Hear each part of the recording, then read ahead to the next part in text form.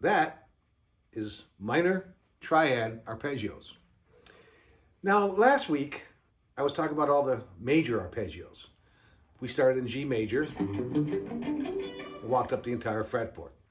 Now, these, I'm starting on the A minor, just taking it as the 2 chord of like the key of G, so it's Dorian.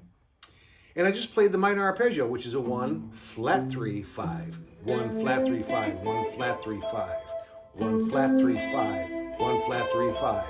Then this way as well. And you notice I went all the way up, which is typical of a Eric Johnson, utilizing his fretboard. So what I want to do is just give you some ideas of how to take these simple triads and these arpeggios and turn them into innovative, creative ideas for your improvising or even for your songwriting. So as an example, I did, the minor arpeggio, I did it in an ascending motion when I first started. Then I did this kind of descending motion. And I like this because it offers me to play a riff after it that way to give it that ascending motion after the descend, which is cool. Descend, ascend. But I can also come back, do a little rake, and end that way as well. So be like, and add it on another note. There's so many ways and options, of course, by using your minor blues box rock scales, and or of course the Dorian modes, which would be the second mode of the key of G major. So I can come up this way as well.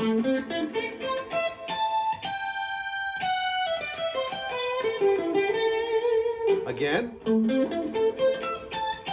Or do a rake.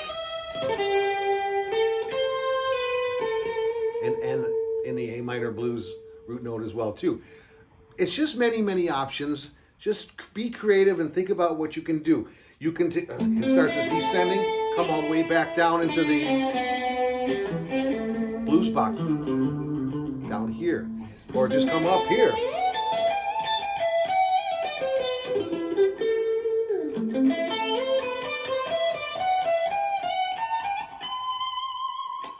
You see what I'm saying? I'm just adding on and crawling through modal fingerings, blues box, rock scales, to wherever I want to take it, to where I'm feeling where it should go. Now, I want to get on to this next step where you're going to combine the two in more of a chordal walk up, like for the harmonized scale for the key of G, which of course we know G is number 1, A minor is number 2, B minor is number 3, C is number 4, D is number 5, E minor is number 6, F sharp diminished is number 7, then we end on the G major. The diminished we'll talk about another time a little bit more when we start talking about diminished scale fingerings and scales.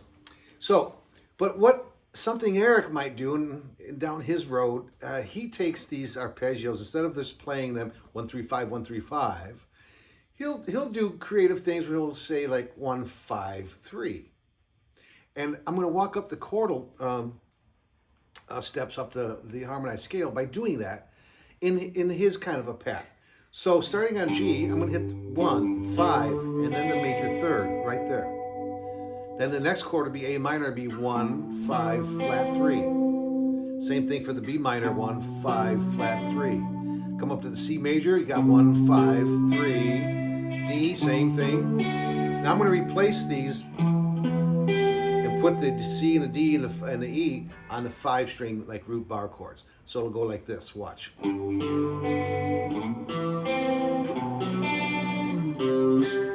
Same notes as I did up here. 1 5 3, 1 5 3, 1 5 lower 3. Here's that diminished we'll talk about, but there it is. So 1 flat 3, flat 5, and then so I played 1 flat 5, flat 3, and then you end on the major again. So listen to this. Now, instead of this minor, if you don't want to do these separate fingerings, I'm just going to bar that note on the 3rd string, so it's much easier. It'll sound like this. Isn't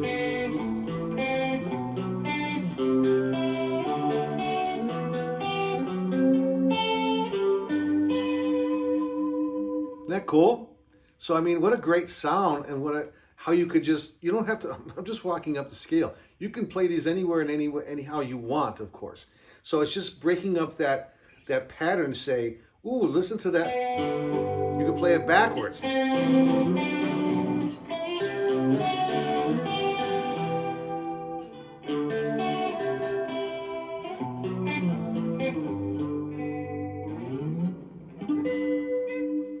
It's just going to open up your fretboard a lot more, and a lot more color, and a lot more innovative ideas that you can express in your improvising and or your songwriting.